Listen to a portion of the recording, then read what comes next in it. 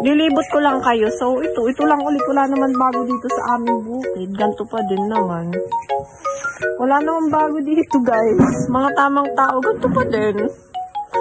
So, ito yung kubo pa din namin, oh. Yan pa din. Wala pang pinagbago. Wala namang pinagbago dito. Yung mga niyugan namin, yan pa din. Wala namang pinagbago. Kahit ilang araw ko dito magputo, wala rin na ipagbabago. Ito pa rin. Kaya mas lumaki nga lang yung mga niyug, yung mga pananim. So, marami nga pala kami ditong kamoteng kahoy. Ayan, kulay pula siya. Da siya miracle, ha.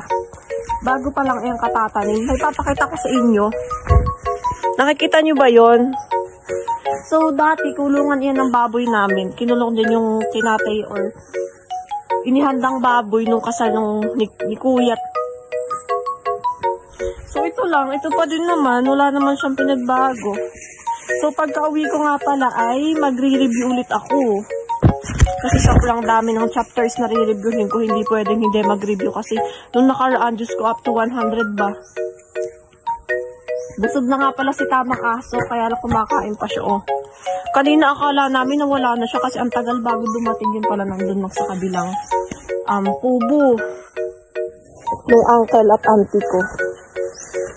Ayan na siya, oh. Ayan si inay nangunguha ng saging. Dadalhin namin sa bahay ito.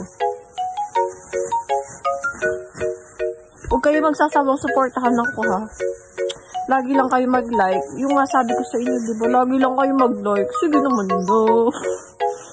So, andito lang ako. Wala naman akong gagawin. Libot-libot lang, oh.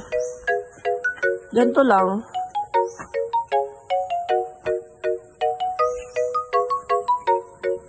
So, papakita ko sa inyo yung loob ng kubo namin. Wala pa din siyang pinagbago. Ito pa din, oh. Yan pa din. Yung mga pangluto namin na maiitim dahil bukid naman. Dinom ng camera ko. Ano? iPhone baka iPhone yarn. iPhone XR. Ano pa bang gagawin ko dito? Ano pa bang sasabihin ko? So, ito lang. O, ayan. Yan pa din yung mga sagingan namin. O. Kita baga? Ayan.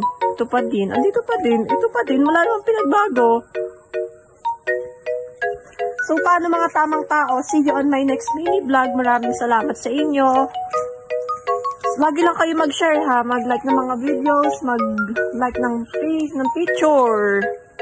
So, paano mga tamang tao? Hanggang dito na lang. See you on my next mini vlog. So, bye-bye. Thank you so much sa inyo. I love you all.